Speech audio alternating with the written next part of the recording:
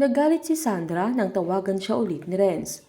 Giniit ng binata na makikiusap siya para kay Rose na mas kinagalit ng dalaga na para naman sa mom niya na yun ang laging tawag niya kay Rose kapag nakaharap siya noon na sinumbat pang baka kapag nakatalikod siya noong sila pa ay sweetheart, babe, love o darling ang tawag niya kay Rose. Sinumbat pa ni Sandra na ang sipag at ang tiyaga ni Renz manuyo para lang sa magaling niyang nanay na sinabihan pa niya ang binata na napaka-sweet niya. Sinabi pa ni Renz na malapit na siya sa bahay nila Sandra na kahit mag-usap lang sila saglit pero sinabihan siya ni Sandra na umalis na baka mag-file pa siya ng restraining order para kay Renz kaya wala nang nagawa ang binata.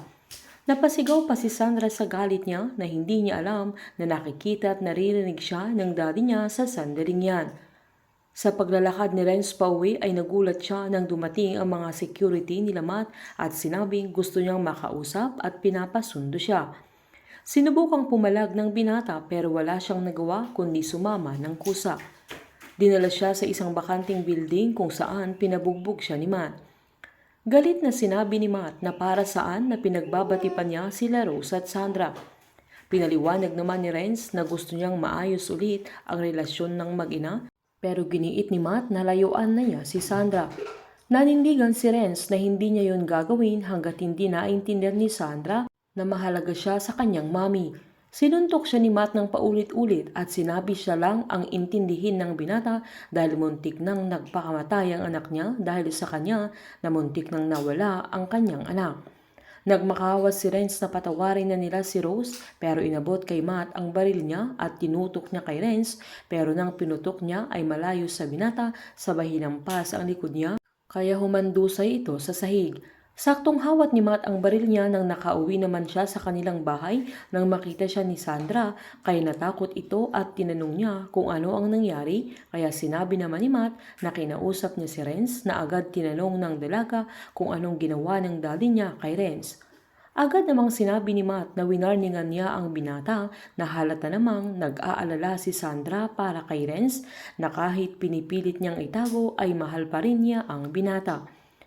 Pinilit ni Renz na maglakad at umakyat papunta sa apartment ni Rose upang magpatulong. Nang binuksan ni Rose ang pinto ay nagulat siya nang mapagtanto niyang nabugbog si Renz na hinang-hina na siya hanggang matumba na ito sa sahig at nawalan na ng malay kaya sobrang nag-alala si Rose para sa binata. Kinabukasan naman sa pag-uwi ni Renz ay pumunta siya sa kanyang ninong at napansin ni Dante ang mga pasan niya kaya sinabi ni Renz na kagagawan ni Matt. Dahil dito ay sinabihan siya ni Dante na bakit niya hinayaang gawin sa kanya ang bagay na yun na agad sinabi ni Renz na gusto din sana niyang patulan pero wala siyang magawa. Dahil dito ay agad nilabas ni Dante ang kanyang baril at sinabi kay Renz na gawin niya kung ano ang gusto niyang gawin kay Matt at sagot niya ang binata. Dahil dito ay mas lumakas ang loob ni Renz upang maghiganti at kinuha niya ang baril at minanmanan si Matt. Pagkakita niya kay Matt ay tinutok niya ang baril na hawak niya na sakto namang lumingon si Matt. Magagawa kayang patayin ni Renz si Matt? Ito na kaya ang kanyang katapusan. Painit ng painit ang mga tagpo, sabay-sabay po nating subaybayan ang advance episode ng Unbreak My Heart dito po sa aking channel. Patuloy lamang pong manood at mag-subscribe para ma-update po kayo sa mga susunod na episode. Marami pong salamat.